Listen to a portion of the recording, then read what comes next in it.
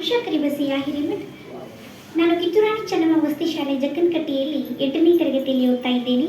ವೇದಿಕೆ ಮೇಲೆ ಆಸೀನರಾಗಿರ್ತಕ್ಕಂತಹ ಎಲ್ಲ ಗಣ್ಯಮಾನ್ಯರಿಗೂ, ಅತಿಥಿ ಮಹೋದಯರಿಗೂ ಮತ್ತು ವೇದಿಕೆ ಮುಂಭಾಗದಲ್ಲಿ ನಡೆದಿರ್ತಕ್ಕಂತಹ ಎಲ್ಲ ಬಸವ ಬಂಧುಗಳಿಗೂ ನನ್ನ ಹೃತ್ಪೂರ್ವಕವಾದಂತಹ ಅನಂತ ಕೋಟಿ ಶರಣಾರ್ಥಿಗಳನ್ನು ತಿಳಿಸ್ತಾ ನನ್ನ ಮಾತುಗಳನ್ನು ಮುಂದುವರಿಸ್ತಾ ಇದ್ದೇನೆ. ಎನ್ನ ವಾಮ ಕ್ಷೇಮ ನಿಮ್ಮದಯ್ಯ, ಎನ್ನ ಹಾನಿ ರುತಿ ನಿಮ್ಮದಯ್ಯ. ಎನ್ನ ವಾಮ ಕ್ಷೇಮ ನಿಮ್ಮದಯ್ಯ, ಎನ್ನ ಹಾನಿ ರುತಿ ನಿಮ್ಮದಯ್ಯ. ಎನ್ನ ಮಾನ ಅಪಮಾನ ನಿಮ್ಮದಯ್ಯ, ಬಳ್ಳಿಗೆ ಕಾಯಿ ತಿನ್ನಿತ್ತೆ ಕೂಡಲ ಸಂಗಮ ದೇವ, ಕೂಡಲ ಸಂಗಮ ದೇವ ಅಂತ ಹೇಳ್ತಾ ನನ್ನ ಮಾತುಗಳನ್ನ ಮುಂದುವರಿಸ್ತೇನೆ. ನೋಡಿ, ಧಾರವಾಡ ಅಂತ ತಗೊಂಡಾಗ ಧಾರವಾಡದಲ್ಲಿ ನಾವು ಧಾರವಾಡ ಅಂತ ತಗೊಂಡ ಮೊದಲು ನೆನಪಾಗೋರು ದರಾ ಬೇಂದ್ರೆಯವರು ಅಂತ. ನೋಡಿ, ಜ್ಞಾನಪೀಠ ಪ್ರಶಸ್ತಿಯ ಪುರಸ್ಕೃತರಾಗಿರ್ತಕ್ಕಂತಹ ದರಾ ಬೇಂದ್ರೆಯವರು ಹೇಳ್ತಾರೆ, ತಮ್ಮ ಮಾತೃಭಾಷೆ ಮೇಲೆ ಎಷ್ಟುವರೆಗೆ ಗೌರವ ಇತ್ತು ಅಂತಂದ್ರೆ ಹೇಳ್ತಾರೆ, ಬಸವಣ್ಣವ್ರಿಗೂ ಇದು ಬಹಳಷ್ಟು ಒಂದು ಗೌರವವಾದ ಒಂದು ಇದು ಹೇಳಬಹುದು. ಯಾಕೆಂತಂದ್ರೆ ನಮಸ್ಕಾರ ಅನ್ನೋದನ್ನ ನಾವೆಲ್ಲರೂ ಮಾಡ್ತೀವಿ, ಅದನ್ನ ಬಸವಣ್ಣವರು ಕೂಡ ಹೇಳ್ತಾರೆ, ನಮಸ್ಕಾರ ಅನ್ನೋದನ್ನ ಎಲ್ಲರೂ ಮಾಡಬೇಕು ಅಂತ. ಆಗ ದರಾ ಬೇಂದ್ರೆಯವರು ಹೇಳ್ತಾರಂತೆ, ಕನ್ನಡದ ವ್ಯಾಕರಣದ ರೂಪವಾಗಿ ಹೇಳ್ತಾರೆ. ಏನಪ್ಪಾ ಅಂತಂದ್ರೆ ನಾವು ನಮಸ್ಕಾರ ಹೇಗೆ ಮಾಡಬೇಕು ಅಂತಂದ್ರೆ, ನಮಸ್ಕಾರ ನೋಡಿ ನಮ್ಮ ವ್ಯಾಕರಣದಲ್ಲೇ ಇದೆ. ನೋಡಿ, ಈ ಕೈಯಲ್ಲಿ ಥ ಥ ಧ ಧ ನ, ಬಲಗೈಯಲ್ಲಿ ಥ ಥ ಧ ಧ ನ, ಈ ಎಡಗೈಯಲ್ಲಿ ಫ ಫ ಭ ಬ ಮ. ನಾವು ಎರಡು ಹೆಬ್ಬೆಳ್ಳನ್ನ ಕೂಡಿಸ್ಬೇಕು. ಏನಪ್ಪಾ ಅಂತಂದ್ರೆ ಕಿರಿಬೆಳ್ಳನ್ನ ಕೂಡಿಸಿದ್ರೆ ಏನಾಗುತ್ತೆ, ಇದು ನ ಬರುತ್ತೆ, ಅದು ಮ ಬರುತ್ತೆ.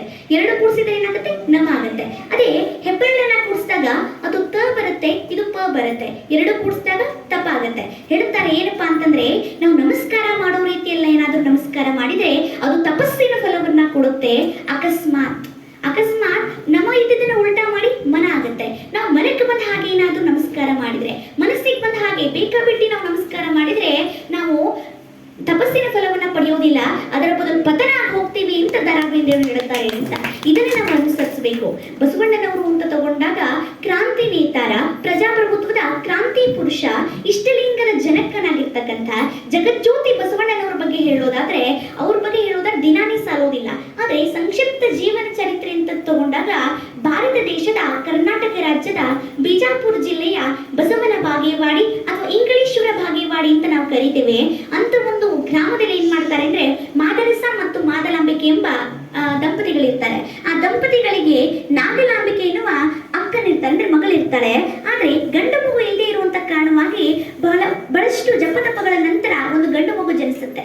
ಹುಟ್ಟಿದ ತಕ್ಷಣ ಅದು ಕಣ್ ತೆರೆಯಿದೆ, ಬಾಯಿ ತೆರೆಯಿದೆ, ಅಳದೆ ನಿಷ್ಕ್ರಿಯವಾಗಿರುವುದನ್ನ ಕಂಡು ಆ ದಂಪತಿಗಳು ಗಾಬರಿ ಆಗ್ತಾರಂತೆ. ಅದೇ ಸಮಯಕ್ಕೆ ಮನೆಗೆ ತಮ್ಮ ಕುಲಗುರುಗಳಾಗಿರ್ತಕ್ಕಂಥ ಜಾತಿವೇದ ಮುನಿಗಳು ಮನೆಗೆ ಬರ್ತಾರೆ. ಆಗ ಜಾತಿವೇದ ಮುನಿಗಳ ಹತ್ರ ತಾವು ನಡೆದಿದ್ದೆಲ್ಲ ವಿಷಯವನ್ನು ತಿಳಿಸಿದಾಗ ಅವರು ಆ ಒಂದು ಮಗುವಿನ ಹಣೆಯ ಮೇಲೆ ಭಸ್ಮವನ್ನ ಧರಿಸಿ ಕಿವಿಯಲ್ಲಿ ಮಂತ್ರವನ್ನ ಉಚ್ಚರಿಸಿದಾಗ ಆ ಮಗು ಕಣ್ ತೆರೆದು ಅಳಲಾರಂಭಿಸುತ್ತೆ. ಆಗ ಹೇಳ್ತಾರೆ ಜಾತಿವೇದ ಮುನಿಗಳು, ನೋಡು, ಇದು ಸಾಮಾನ್ಯವಾದಂತಹ ಶಿಶುವಲ್ಲ, ಇದು ಲೋಕ ಉದ್ಧಾರಕ್ಕಾಗಿ ಹುಟ್ಟಿ ಬಂದವನು, ಇವನು ಧರ್ಮ ಪುರುಷ, ಅದಕ್ಕೋಸ್ಕರ ಇವನಿಗೆ ಬಸವ ಅಂತ ಹೆಸರಿಡ್ರಿ ಎಂದಾಗ ಆತನಿಗೆ ಬಸವರಸ ಅಂತ ಹೆಸರಿಡುತ್ತಾರೆ. ಬಸವರಸ ಚಿಕ್ಕಂದಿನಿಂದಲೂ ಕೂಡ ಬಹಳಷ್ಟು ಜ್ಞಾನಿಯಾಗಿದ್ರು. ತಮ್ಮ ಸುತ್ತಮುತ್ತಲಿರ್ತಕ್ಕಂಥ ಆಚಾರ ವಿಚಾರಗಳನ್ನ ಏನ್ ಮಾಡ್ತಾ ಇದ್ರು ಅಂದ್ರೆ ಪ್ರಶ್ನೆ ಮಾಡ್ತಾ ಇದ್ರು.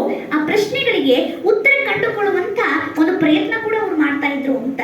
ನೋಡಿ, ಅವರ ಜೀವನ ಚರಿತ್ರೆ ಹೇಗಿದೆ ಅಂತಂದ್ರೆ, ಅವರು ಉಪನಯನದ ಒಂದು ಸಂದರ್ಭದಲ್ಲಿ ತನ್ನ ಅಕ್ಕನಿಗೆ ಉಪನಯನ ಮಾಡ್ಸ್ರಿ ಅಂತ ಕೇಳಿದಾಗ ಹೆಣ್ಣಿಗೆ ಉಪನಯನದ ಹಕ್ಕಿಲ್ಲ, ಬರೀ ಗಂಡಿಗೆ ಮಾತ್ರ ಉಪನಯನ ಹಾಕಿರೋದು ನಮ್ಮ ಪದ್ಧತಿಯಲ್ಲಿ ಅಂತ ಹೇಳ್ತಾರೆ.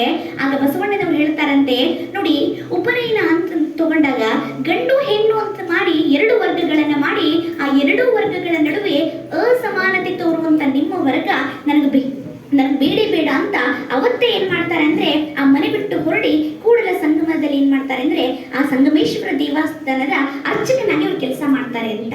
ನೋಡಿ, ಇದರಲ್ಲಿ ನಾವು ಅನ್ಕೋಬಹುದು, ಅವ್ರು ಅರ್ಚಕನಾಗಿ ಕೆಲಸ ಮಾಡ್ತಾರೆ. ಅಲ್ಲಿ ಒಂದು ಗುರುಕುಲ ಇರುತ್ತೆ. ಆ ಗುರುಕುಲದ ಕುಲಪತಿಗಳು ಯಾರಾಗಿರ್ತಾರೆ ಅಂದ್ರೆ ಜಾತವೇದ ಮುನಿಗಳಾಗಿರ್ತಾರೆ.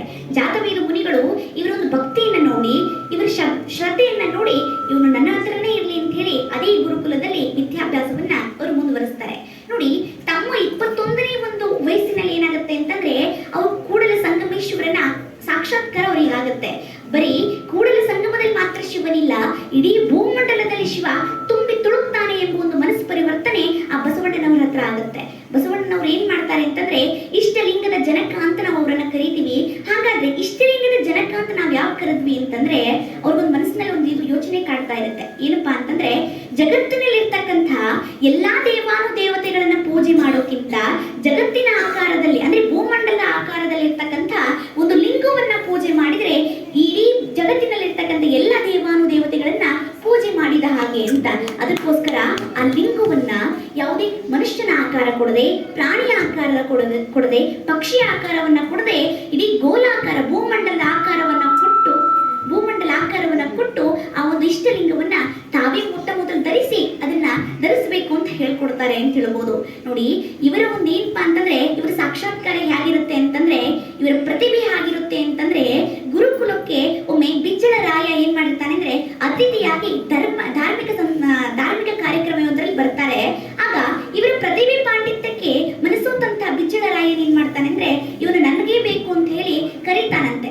ಆಗ ಅವನಿಗೆ ಬೇರೆ ರಾಜ್ಯದ ಒಂದು ಸಂಪತ್ತಿನ ಒಲವು ಬಸವಣ್ಣನವರಿಗೆ ಇರಲಿಲ್ಲ. ಅದಕ್ಕೆ ಏನ್ ಮಾಡ್ತಾರೆ ಅಂತಂದ್ರೆ ನೀನೇ ನನಗೆ ದಾರಿ ತೋರಿಸು ಅಂತ ಕೂಡಲ ಸಂಗಮೇಶ್ವರನ ಧ್ಯಾನದಲ್ಲಿ ಕೂತಾಗ ಒಂದು ವಾಣಿ ಕೇಳಿಸ್ಬರುತ್ತೆ. ಎಂಥ ವಾಣಿ ಅಂತಂದ್ರೆ ಎಲೆಯ ಮಗನೇ ಬಸವಣ್ಣ ನಿನ್ನ ಮಹಿತಳದೋಳ್ ಮೇರೆದಿಗವು ನೀನ ಬಿಜ್ಜಳರಾಯನಿಪ್ಪ ಮಂಗಳವಾಡಕ್ಕೆ ಹೋಗು ಎಂಬ ವಾಣಿಯನ್ನ ಕೇಳಿಸ್ಬಿಟ್ಟ ಅವರು ಏನಾಗುತ್ತಾರೆ ಅಂದ್ರೆ ದೇವರಿಚ್ಛೆಯೂ ಕೂಡ ಇದೆ ಅಂತ ಹೇಳಿ ಏನ್ ಮಾಡ್ತಾರೆ, ಅವರು ಬಿಜ್ಜಳರಾಯನ ಆಸ್ಥಾನಕ್ಕೆ ಹೋಗ್ತಾರೆ. ಅಲ್ಲಿ ಬರೀ ಕೂತುಣ್ಣುವುದು ಅವ್ರಿಗೇನಾಗಲ್ಲ ಅಂತಂದ್ರೆ ಇಷ್ಟ ಆಗಲ್ಲ. ಯಾಕೆಂದ್ರೆ ಅಲ್ಲಿರ್ತಕ್ಕಂಥ ದಂಡಾಧಿಪತಿ ಆಗಿರ್ತಕ್ಕಂಥ ಸಿದ್ಧರ್ಸನ ಮಗಳಾಗಿರ್ತಕ್ಕಂಥ ನೀಲಾಂಬಿಕೆಯನ್ನು ಮದುವೆ ಆಗ್ತಾರೆ. ಅದಷ್ಟೇ ಅಲ್ಲದೆ ಇನ್ನೊಬ್ಬ ಮಂತ್ರಿ ಆಗಿರ್ತಕ್ಕಂಥ ಬಲದೇವರ ಮಗಳಾಗಿರ್ತಕ್ಕಂಥ ಗಂಗಾಂಬಿಕೆಯನ್ನು ಕೂಡ ಅವ್ರು ಮದುವೆ ಆಗ್ತಾರೆ ಅಂತ. ಆದ್ರೆ ಕೂತುಣ್ಣುವುದು ಅವ್ರಿಗೆ ಏನಾಗಲ್ಲ ಅಂತಂದ್ರೆ ತೃಪ್ತಿ ಕೊಡಲ್ಲ. ಅದಕ್ಕೋಸ್ಕರ ಏನ್ ಮಾಡ್ತಾರೆ ಅಂದ್ರೆ ಅದೇ ಒಂದು ಆಸ್ಥಾನದಲ್ಲಿ ಭಂಡಾರಿ ಒಂದು ಕೆಲಸವನ್ನ ತಗೊಂಡು ಆ ಒಂದು ಕಾರ್ಯವನ್ನು ನಿರ್ವಹಿಸ್ತಾ ಇರ್ತಾರೆ. ನೋಡಿ, ಅವ್ರು ಎಂಥ ಒಂದು ಸ್ವರ್ಣ ಲಿಪಿಯಲ್ಲಿ ಓದಿನಲ್ಲಿ ಎಷ್ಟು ಪರಿಣಿತರಾಗಿದ್ರು ಅಂತಂದ್ರೆ ಹಳೆಯ ಲಿಪಿಯಲ್ಲಿ ಬರೆದಿರ್ತಕ್ಕಂಥ ಸುವರ್ಣ ಲಿಪಿಯನ್ನ ಓದಿ ಆ ಒಂದು ಸಿಂಹಾಸನದ ಕೆಳಗಿರ್ತಕ್ಕಂಥ ನಿಧಿಯನ್ನ ಕೊಟ್ಟು ನಮ್ಮ ಬಸವಣ್ಣನವರು ಅಂತ ನಾವೇನ್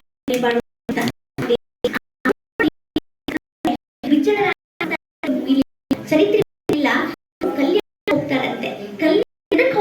ಕಲ್ಯಾಣದಲ್ಲಿ ಅನುಭವ ಮಂಟಪವನ್ನು ಎದಕ್ಕೆ ಮಾಡ್ತಾರೆ ಅಂತಂದ್ರೆ ಅವ್ರಿಗೊಂದು ಇರುತ್ತೆ. ಜಾತಿ ಒಂದು ಸಮಾಜವನ್ನ ಏನ್ರೆ ನಾವು ಕಟ್ಟುವಂತ ಒಂದು ಗುರಿ ಇರುತ್ತೆ. ಅದಕ್ಕೋಸ್ಕರ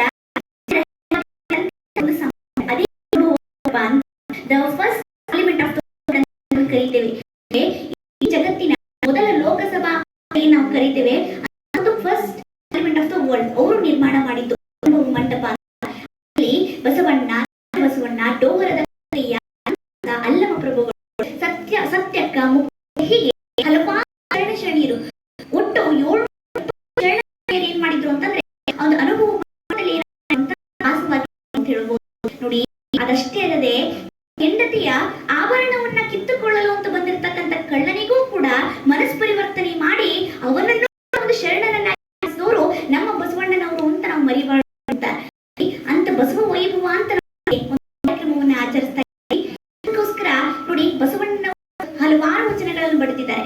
ಈಗ ದನದ ವ್ಯಾಮೋಹ ಬಿಡ್ರಿ, ಸತಿ ವ್ಯಾಮೋಹವನ್ನ ಬಿಡ್ರಿ, ಪ್ರಸಾದ ದಿಟದ ವ್ಯಾಮೋಹ ಬಿಡ್ರಿ ಅಂತಂದ್ರೆ ಒಂದು ವಚನ ಏನಪ್ಪಾ ಅಂದ್ರೆ ಚಲಬೇಕು ಶರಣಂಗೆ ಪರ ಧನವನ್ನು ಚಲಬೇಕು ಶರಣಂಗೆ ಪರ ಸತಿಯನ್ನೊಲ್ಲೆನೆಂಬ ಚಲಬೇಕು ಶರಣಂಗೆ ಪ್ರಸಾದ ಚಲಬೇಕು ಶರಣಂಗೆ ಲಿಂಗ ಜಂಗಮ ಎಂಬ ಚಲವಿಲ್ಲದವರ ವೆಚ್ಚ ಕೂಡಲ ಸಂಗಮದಿ ಅಂತ.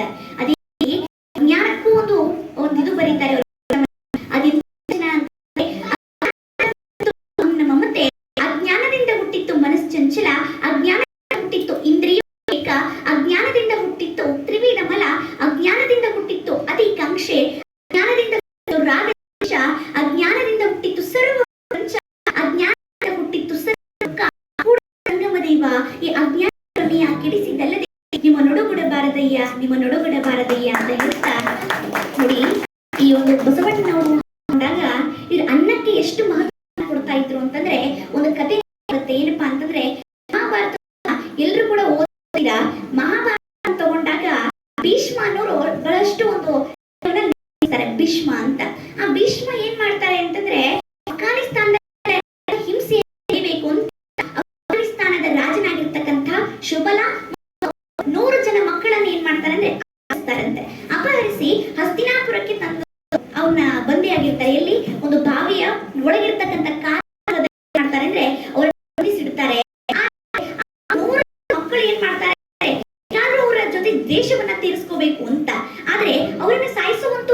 ಅವ್ರಿಗೆ ಏನಿರುತ್ತೆ ಅಂದ್ರೆ ತಲೆಯಲ್ಲಿ ಏನಿರುತ್ತೆ ಅಂತಂದ್ರೆ ಹಿಂಸೋದು ದೊಡ್ಡ ಪಾಪ ನಾವು ತಿಳಿಸ್ಬೇಕು ಅಂತ ಹೇಳಿ ಅಂದ್ರೆ ಹೊತ್ತಿನ ಊಟಕ್ಕೂ ಇವ್ರು ಕೊರಗಬೇಕು ಅಂತ ಏನ್ ಮಾಡ್ತಾರೆ ಅಂತಂದ್ರೆ ನಾವು ಮಟ್ಟಿಗೆ ಒಂದೊಂದು ಅವ್ರಿಗೆ ಕೊಡಬಹುದು ಅನ್ಕೊಂಡಿರ್ತೀವಿ, ಆದ್ರೆ ಒಂದೊಂದು ಅನ್ನವನ್ನು ಕೊಡಲ್ಲ, ಬರೀ ಒಂದೇ ಅನ್ನವನ್ನ ತಿಂದು ಅವ್ರು ಬದುಕಬೇಕು ಅಂತ ಆ ಒಂದು ಜನಕ್ಕೆ ಏನ್ ಮಾಡ್ತಾರೆ ಒಂದೇ ಒಂದು ಅಗಳನ್ನ ಅನ್ಕೊಡ್ತಾರೆ. ಅಂದ್ರೆ ಒಬ್ಬೊಬ್ಬರ ಕೈಲಿ ಒಂದೊಂದು ಕೊಡ್ತಾರಂತೆ ನೋಡಿ. ಆ ಒಂದೊಂದು ಅಗಳನ್ನ ಅನ್ನವನ್ನ ತಿಂದು ಅವ್ರು ಬದುಕಬೇಕಾಗಿರುತ್ತೆ.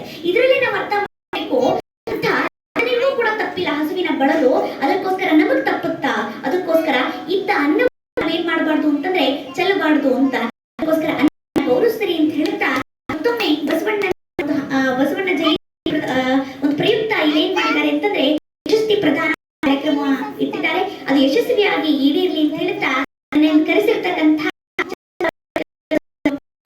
ಪೂರಕವಾದಂತಹ ಧನ್ಯವಾದಗಳನ್ನು ತಿಳಿಸ್ತಾ ಕೆಟ್ಟರು ನಿಜವಿಲ್ಲದೆ ಮಾಡಿದರು ಮನವಿಲ್ಲದೆ ನೀಡಿ ಕೆಟ್ಟರು ನಿಜವಿಲ್ಲದೆ ಮಾಡಿ ಮನವಿಲ್ಲದೆ ಮಾಡುವ ಉಳ್ಳಡೆ ಕೂಡಲ ಸಂಗಮ ಅಂತ ಹೇಳ್ತಾ ನನ್ನ ಮಾತುಗಳನ್ನು ಮುಗಿಸ್ತಾ ಜೈ ಹಿಂದ್ ಕರ್ನಾಟಕ.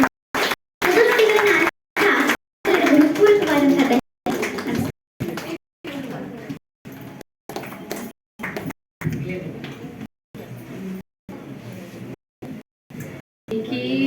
ಅಂದ್ರೆ ಹೊಟ್ಟಾಗ ಎಲ್ಲ ಕಲ್ತು ಬಂದ ವಚನ ಅನ್ನೋದೇನ್ ಟೈಟಲ್ ಅದಲ್ಲ, ಈಗ ಏನ್ ಹೇಳಲ್ಲ ಅದಕ್ಕೆ ಅದ ಫುಲ್ ವೈಭವ ಕೇಳಿ ಆಮೇಲೆ ಒಂದೆರಡು ಮಾತು ಹೇಳೋವ್ರಿ ಚೆನ್ನಾಗಿ ಮಾತಾಡ್ತಾಳ. ತುಂಬಾ ಪುಣ್ಯ ನಮ್ ಕರ್ನಾಟಕ ಪುಣ್ಯ ಮಾಡೈತಂತ ನಾ